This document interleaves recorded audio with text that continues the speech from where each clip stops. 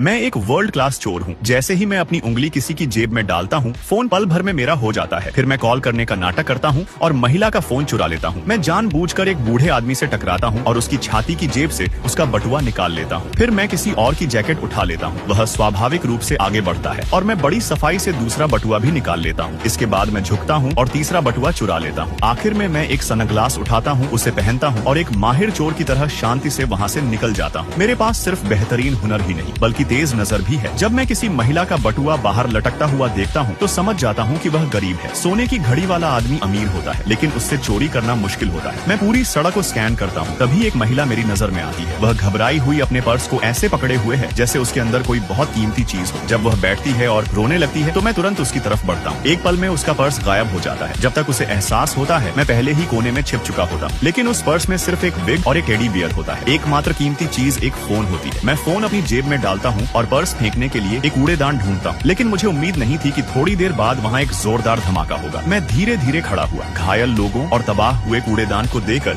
मुझे तुरंत समझ आ गया कि वह पर्स मुसीबत था। खुद को निशाना बनाए जाने के डर से मैं तुरंत मुड़ा और भागने लगा। उसी वक्त एक धमाके के साथ ऑनलाइन एक धमकी भरा वीडियो सामने आया। आतंकियों ने कहा कि ये धमाका तो बस शुरुआत है, 24 घंटों में वे पूरे पेरिस को तबाह कर देंगे। सुरक्षा ब्यूरो के प्रमुख ने तुरंत वादा किया कि अपराधियों को एक दिन के अंदर पकड़ लिया जाएगा। इसलिए उन्होंने अपने सबसे बेहतरीन एजेंट जॉन को इस ऑपरेशन के लिए भेजा। उसी समय मैंने खबर देखी कि मैं वांछित घोषित कर दिया गया हूँ। मैंने फौरन सामान बांधना शुरू कर दिया। मैंने नकद पैसे कमर के चारों तरफ बांध ली और भागने की तैयारी करने लगा। उसी वक्त जॉन पहले ही नीचे पहुंच चुका था। जैसे ही मैं छत से भागने वाला था, उसने दरवाजा लात मारकर खोल दिया। मैं पूरी ताकत से आगे दौड़ा, लेकिन मेरी सहन शक्ति जॉन जितनी नहीं थी। कई बार मैं लगभग पकड़ा ही गया। सौभाग्य से मैंने सड़क पर किसी की जैकेट चुरा ली और तुरंत भेष बदल लिया। आखिरकार मैं जॉन से बच निकला। इसके बाद मैंने हेलमेट पर टंगी मोटरसाइकिल की चाबी चुरा ली और निकलने ही वाला था। तभी जब मुझे लगा कि मैं बच गया हूँ, अगले ही पल जॉन ने मुझे रोक लिया। वह मुझे पूछताछ कक्ष में ले गया और पूछा कि मैं आतंक क्यों फैला रहा हूँ। मैंने जल्दी से समझाया कि मैंने सिर्फ एक पर्स चुराया था, मैं आतंकवादी नहीं हूँ। लेकिन जॉन को यकीन नहीं हुआ। उसने मुझसे कहा कि अपनी कला दिखाओ, मेरे पास आओ और मेरा बटुआ चुराओ। मैंने उसके सामने हाथ हिलाया, फिर उसके पीछे घूम गया। जॉन हंसते हुए बोला कि बटुआ तो अभी भी वहीं है, लेकिन मैंने उससे कहा कि पैसे गायब हो चुके हैं। जॉन का चेहरा तुरंत बदल गया। उसने बटुआ खोल कर देखा और सच में पैसे नहीं थे। आखिरकार उसे मेरी बात पर यकीन हो गया। उसी पल दरवाजे की घंटी बजी।